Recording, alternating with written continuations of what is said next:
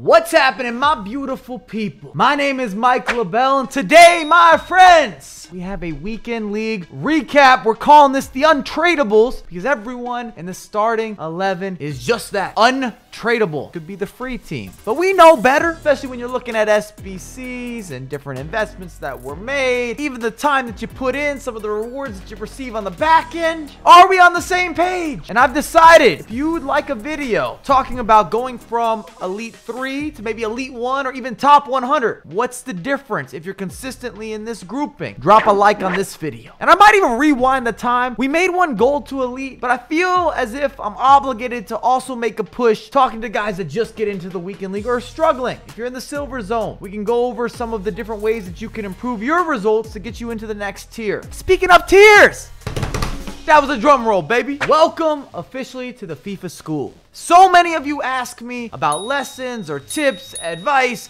this player, that player, and a lot of it is very personalized. So I wanted to create an outlet as well as a podcast where all that's going down. It's myself and George, both representing the New York Red Bulls. George hasn't lost a game of FIFA in a month. Give the man some credit because he's earned it. And all of those games have been live on stream. This is all linked in the description as well as the comments. Let me explain the different tiers and the different levels and what you can expect from each of the tiers. And you might question, Mike, why are you putting out the FIFA school this late into FIFA 20? Number one, intangibles and different intricacies you learn in FIFA carry over every single year. I've been at the pro level in FIFA since 2006, my first FIFA Interactive World Cup. And if you don't know your history, FIFA E World Cup used to be called the FIFA Interactive World Cup. And I've been at that level since then. And it's because of a mastery of defending, player movement, being able to adapt and introduce some of the new features that are announced every single year. When, how, what to look for, having the right structure, the mindset. Do you see what I'm saying? Tier 1, the Artiste. It's only $3 per month. You get, of course, the player stats, the tactics, the impressions, and you really get an exclusive podcast. Myself and George on Four Corners, we will have guests. The first episode has already been released, so if you want access to that, and you're in the private Discord. Tier 2, Maestro. Of course, everything previously. Now you can submit questions for the podcast that we're going to answer. You got private weekly tips, exclusive analysis on the new FUT items that comes out, and individualized squad reviews. And this is not just saying, oh, this team, you should flip this guy or move this man around. You can get more of the details, how you can really improve what you're doing, how you're structuring your squad, your tactics, all encompassing. And then Hunter, tier 3. It might jump off with the page right there. Personalized clip breakdowns on YouTube. That is not a typo. Myself and George will be announcing a new YouTube channel. We're aiming for that to come out this week, but just later in the week, where we do a lot more with the clip breakdowns and give you that more raw sense of FIFA. And I'm going to look at all your clips because the amount of inquiries I get in my email about lessons or reviewing clips, I wanted to put together a place for that to happen, but also where we could reach more than just that one individual. I wanted to reach the masses because it might answer questions you have. Comprehensive player comparisons. An example, Cristiano Ronaldo versus Messi, and really talking about why one player would be better suited in your squad or maybe not so much. It's just about getting to know the community, and that's what this is about. At the end of the day, yes, you should join if you want to get better at FIFA, but if you're a FIFA enthusiast like yours truly, I invest a lot of time here. I want to talk about it. I want to share my opinions. I want that back and forth. That's why we have the live stream, all of social media, and now the FIFA school. We're expanding. Also, detailed formation guides, which formations counter other formations, monthly giveaway, all encompassing. And there's one last tier, and this really only goes out for guys that want private lessons, whether it's with myself or it's with George. Of course, you get everything from tier 1, tier 2, and tier 3, but you can schedule out a lesson. We can work out whatever you want to go over. You get our time just to you. Cool? Let me know what you think about the FIFA school. I believe it's innovative, and more importantly, it's helpful, and it answers a lot of the questions that all of you at home have. And I do want to add this in here. This is optional. Do not feel as if I'm pressuring you whatsoever to sign up. I was just getting so many different inquiries about details and very personalized questions. It's not possible for me to go through 100 DMs on Instagram that are reviewing squads, and definitely not possible to review those squads properly. I can tell you very quickly, move this player here, get rid of that guy, I wouldn't use him. But I want to provide something that's more personalized, plain and simple. And the same can be said with lessons. Let me know if you have questions. Comment below. How did you do this past weekend league? And who are your best untradeable players? I know that we have all had guaranteed team of the season packs, played the weekend league, player picks, rewards, SBCs. Who showed up? Who showed out? Kareem, the dream, Benzema, 29 goals, 21 assists. Almost had that sought-after 30 and 20 club. And I have the attacker equation. Listen up. Jot this down. Get your notepad out. Goals plus assists divided by games played. And if that number is 1 or greater, you've got yourself someone who's worth the price tag. Solidified. His contributions on the up and up. And in this case, Kareem the Dream, previous weekend league, just over 1.7 per game in total contributions. Stats don't lie. Stats do not lie. Lethal finisher. The goal was an enemy. Let's get murked. Nick Merks. I don't know if that really fit that well, but I was impressed. And that's saying it in a humble way with how well Benzema was able to convert from inside the box. He's not an ice skater. I was surprised by his mobility. That's always the concern when you look at a player that doesn't necessarily have perfect agility or perfect balance, and you question with his previous iterations, is he actually going to receive this true upgrade? In this case, the answer is yes. I said this earlier, but I stand behind it even more so now after a full weekend league. This is what we were hoping to receive from Thierry Henry. When you're looking at that icon, you're analyzing, you're saying he should be able to scoot left, scoot right, turn on a dime, provide, score goals, create angles, big body. Mercedes Benzema, he's got that. Now, with that being said, he is not Messi on the pitch. So let's just not get misconstrued here. I want to limit your expectation, or at least make sure that we're categorizing Benzema properly. I enjoyed him, I recommend him, and I now have 2 untradables. Unfortunately, with my ultimate team of the season pack, I got another Kareem the Dream.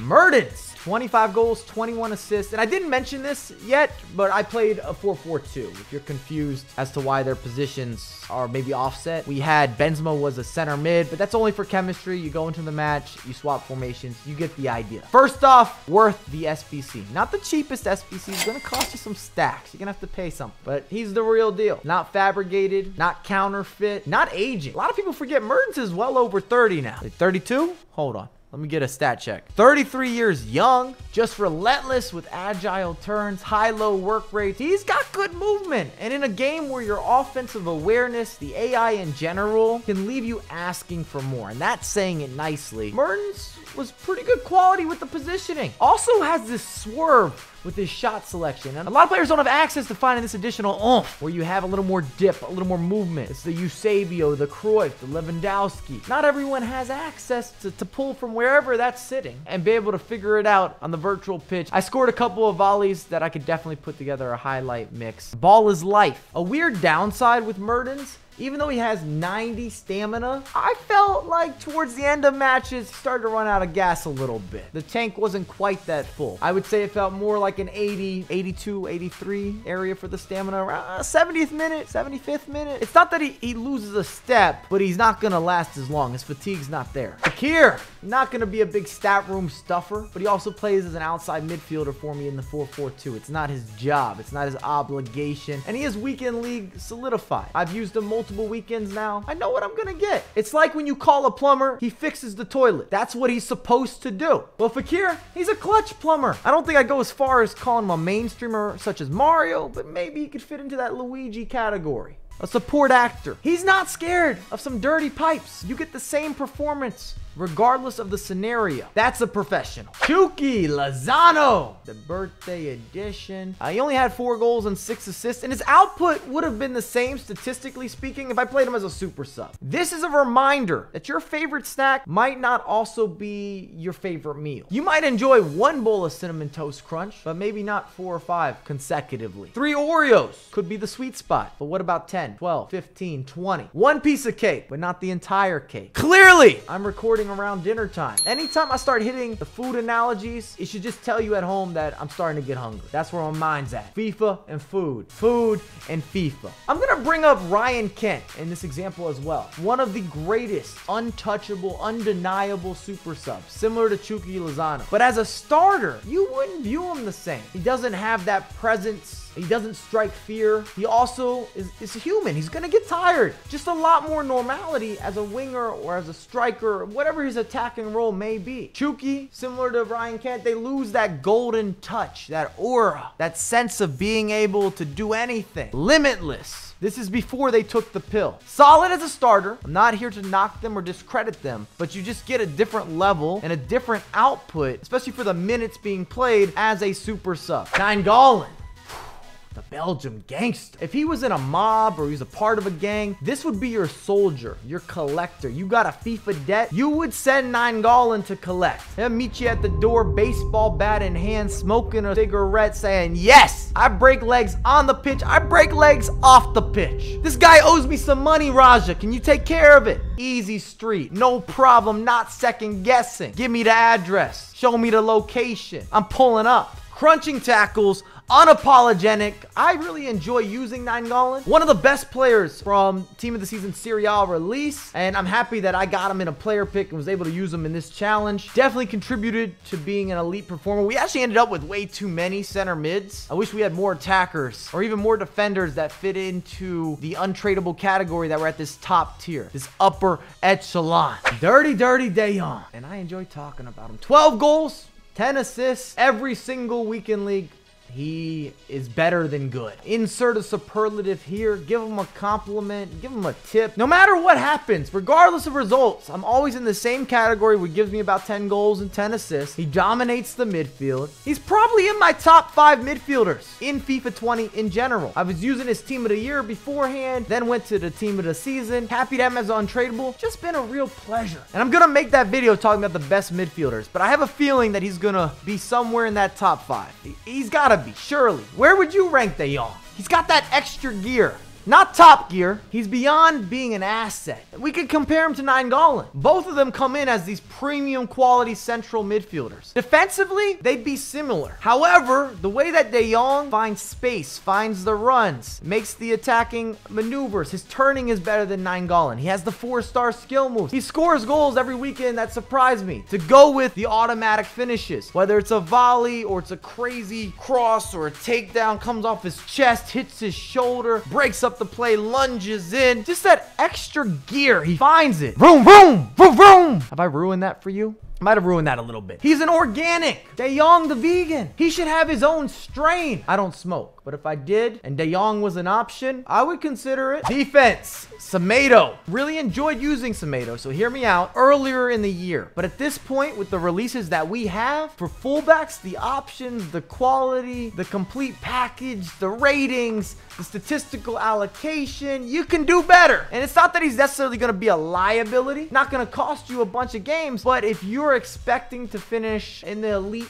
category or even a top 100, you could definitely pick up someone more valuable at this stage of FIFA than Semedo. Team of the year, De Ligt. We've had this discussion. He's been in many of my squads because he's untradeable. Links up with Virgil, Van der Sar, green links, powerful connection, makes it easier to include him in squads. I've always thought that he's quality. We have a lot of variety now for center backs. I think you could do better, but I've always thought that he's quality. And when he was released back in December, that's when he was coming in at more that premium, not even just price tag, but just what you could expect for output, how he would be able to impact matches. But at this point, gotta be at least, what are we saying, 20 center backs that are better than De Ligt? Maybe more than that. And easier to link up. He's a challenge. If you don't like Serie A players or you're not using Virgil van Dijk, it's not the easiest player to get into a squad. All I'm saying. Eder Militao. This was my other center back in the partnership. Remember 4-4-2. So Semedo, left back, De Ligt center back, Militao center back. And I really enjoyed using him. Brazilian link ups. I thought his weak foot was better than was suggested. We switched the pitch out of the back. He was able to deliver, drop off, different players. The composure was there defensively. What you should expect with the flashback. Lots of pace. Physical specimen. It's going to recover. If you play aggressively like yours truly, if somebody gets in behind you, Militao or Ramos is going to have enough of that track back speed to recover. They get a last-ditch challenge, a slide tackle, bump somebody off the ball. Hopefully not a red card. Ramos is known for a red card.